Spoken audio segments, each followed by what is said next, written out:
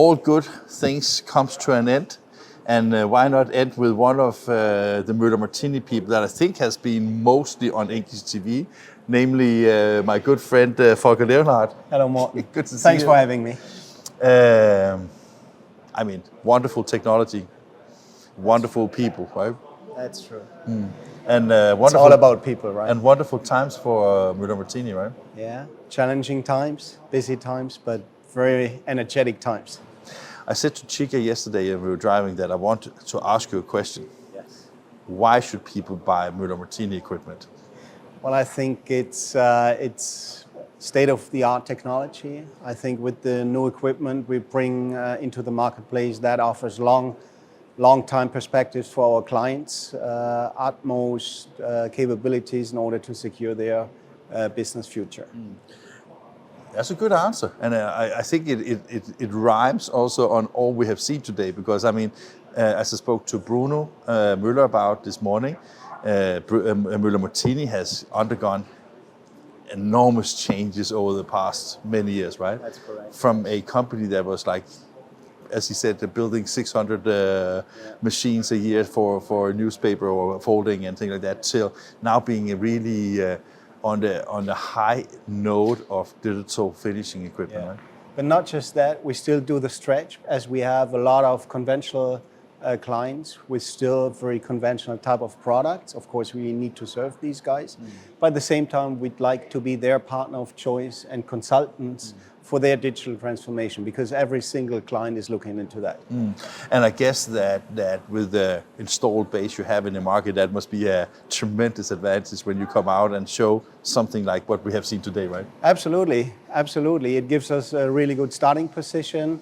Of course, we would like to see the install base swap a little bit faster, but the machines are still in very good shape, even though they are sometimes 20 years and older.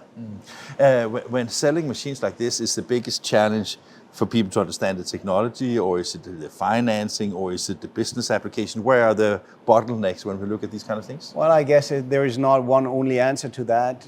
It very much depends on the various clients, but I would say it also depends a little bit on the region where we're selling to. Okay. I mean, if we sell equipment into the States, for instance, these guys are very much into digital already, whereas if you would go to Latin America, for instance, or to other places in the world, they might not be as advanced as the Americans when it comes to digital transformation. And sorry to interrupt, but I think that it also goes that the market, not just the printing companies, but the market is maturing, because I mean, if you have a low labor cost, maybe the digital transformation takes a little bit longer time, because if you have low labor cost, you can handle a lot of things with manual labor, right? No, that's true. I mean, finding appropriate people in the more mature markets has become the major challenge. And I think with the solutions we showcase at drupa, that kind of addresses this situation. But you're right, going to Latin or probably also to Eastern Europe, that's a different story as compared to Western Europe or the US.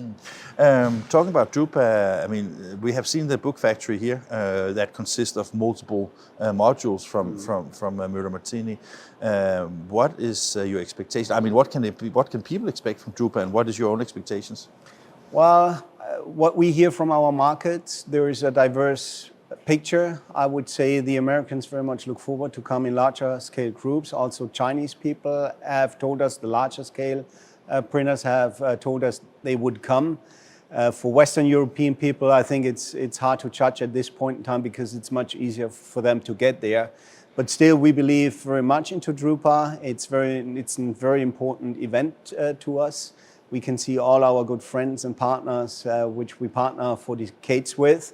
By the same time, with having the Hankala booth in Hall 8, I think that gives us upside potential to have clients travel from Hall 8 into Hall 1, vice versa. And for both companies, I think there's a very large opportunity with this to find new clients. And talking about that, of course, drupa is also about finding new clients, but I guess that the relatively new acquisition is also like the opportunities, as you say, because I mean, Hunkler has been in digital always, right? Absolutely. And in the paper processing, it has also like a market that Müller Martini has never addressed. Like I don't think you have been in the transactional market, right? So I mean, guess there's like a crossover of potential customers that could be really interesting, right? No, you're absolutely right. We only knew a very little of that market segment when we still were into narrow web offset printing, where we printed statements. But that is some 30 years ago or so. But you still remember? Yeah, I do.